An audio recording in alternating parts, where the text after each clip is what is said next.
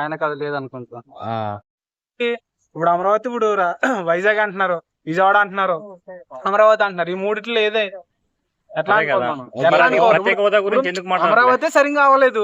ఈ మూడిట్లో మిగతా రెండిట్లో ఏం చేస్తారు? అదే బ్రో, ప్రత్యేక హోదా గురించి ఏ నాయకుడు ఎందుకు మాట్లాడట్లేదు? ప్రత్యేక హోదా గురించి మాట్లాడలేరు బ్రో ఎవరు కూడా. బ్రో మాట్లాడరండి, మాట్లాడే ఓపిక లేదా వాళ్ళకి. అంతే ఓకే, కదా. జగన్ ని రాయితో కొట్టడంపై మీ ఒపీనియన్ ఏంటి? ఏది నాకు తెలియదు. అదే డ్రామా అని ప్రతిపక్షాలు అంటున్నాయి. లేదు. ఏమో అవ్వచ్చు, మేబీ నాకేం తెలియదు. అంటే చంద్రబాబు నాయుడు గారే చేయించారని వాళ్ళు ప్రచారం చేస్తున్నారు వైసీపీ వాళ్ళు. ఒకనొక టైంలో కత్తి పోటు గురించి తెలిసే ఉంటది కదా, కోడి కత్తి. కోడి కత్తి గురించి. మరి అది ఆయనే చేయించుకున్నారని చెప్పేసి అన్నారు.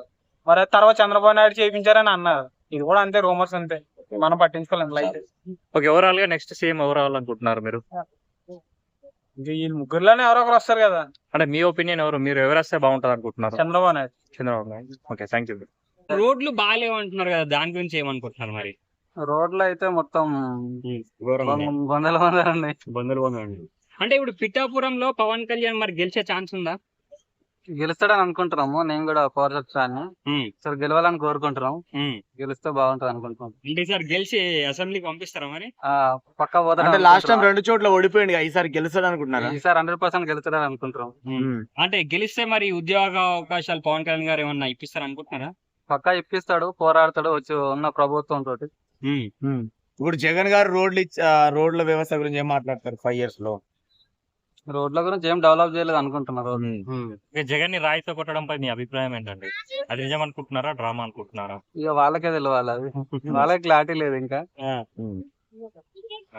బ్రో ఇప్పుడు చంద్రబాబు నాయుడు గారు పవన్ కళ్యాణ్ గారు కలిసి వస్తున్నారు కదా, సో మీకు ఎలా అనిపిస్తుంది?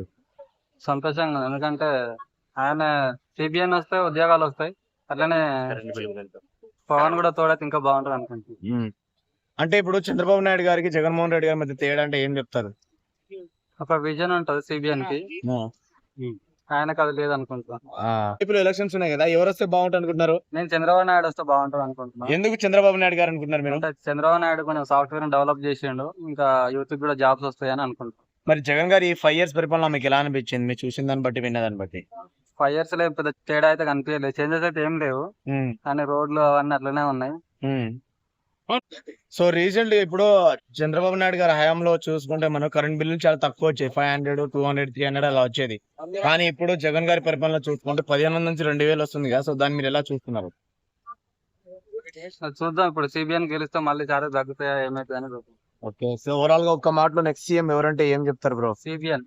థ్యాంక్స్.